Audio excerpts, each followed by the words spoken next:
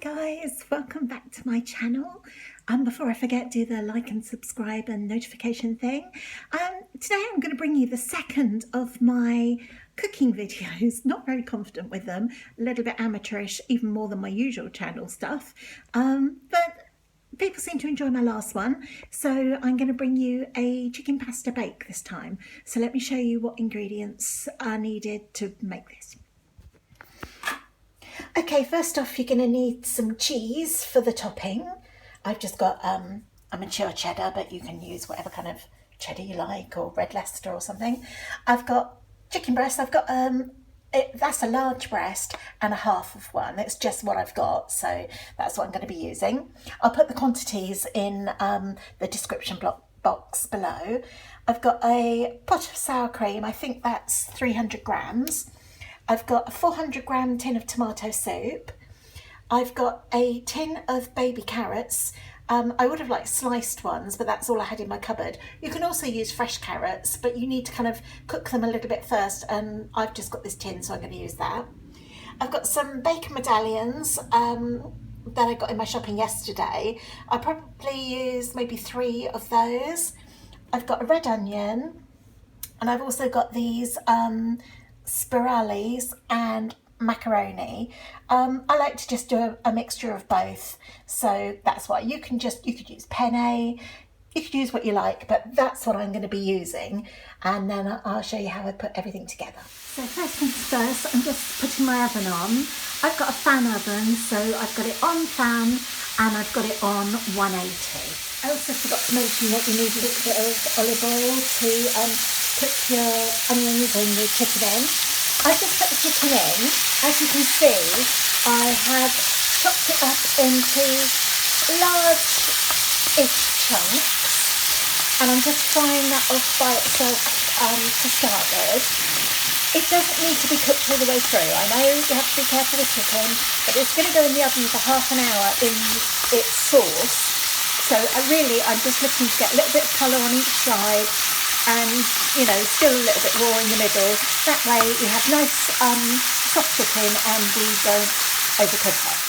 I also forgot to mention that I've got a large pot of water boiling up now to put our pasta in. I'm going to take a measurement when I write this up for you so that you know how much I'm using. But put as much water in the biggest pot you can, because that's the way that you stop your pasta sticking together. You need it boiling, and you need to put it in when it's boiling, and then have as much water in there as you can.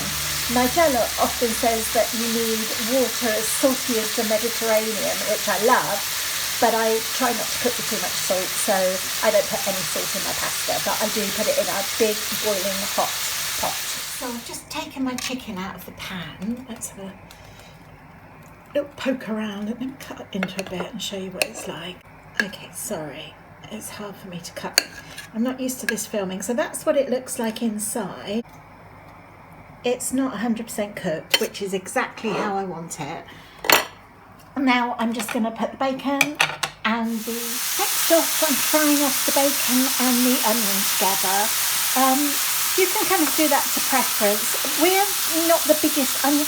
We like the flavour of onion, but especially my son, he will spend hours picking onion out of things. So I dice it finely and also cook it so it's really translucent and soft. That's just our preference of how we like it. You can cook your onion however you like it the best, but that's what I'm doing at the moment. Okay. That's all cooked down nicely now to how I like it. So next I'm going to go in with the can of soup.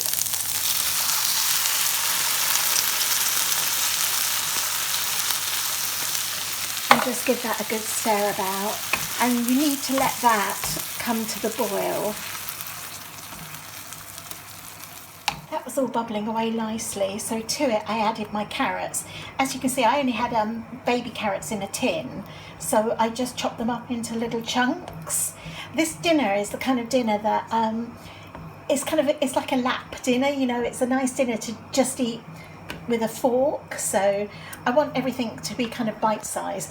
And to that, I'm now going to add the chicken back in. It's got some juices come out of it, but I'm not too mad about that. I'm just going to tip all of that back in as well.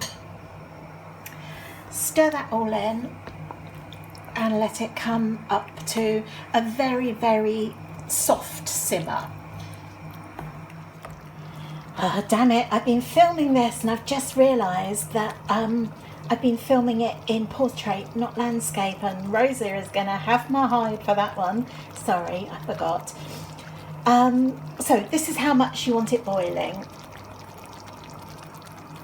Just a real, well, not boil, a light simmer. I'm going to turn that off now and add the cream.